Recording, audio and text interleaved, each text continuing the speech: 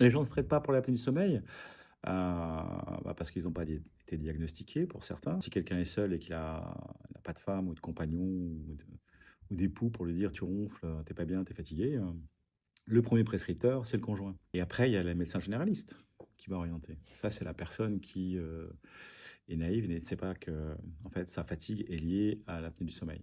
Après, pour les patients qui sont traités et qui ne se traitent pas, il y a des gens qui refusent le masque, hein, tout simplement, hein. Mais ça, on le sait tout de suite, hein. On va le savoir au bout de 3 jours, 4 jours, c'est plié immédiatement.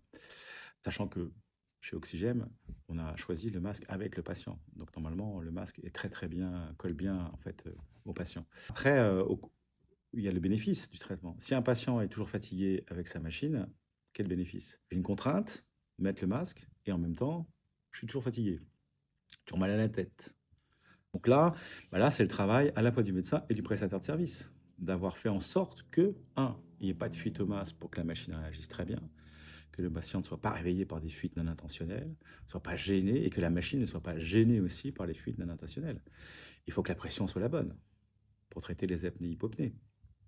Au-delà des apnées-hypopnées, vous pouvez avoir des limitations de débit.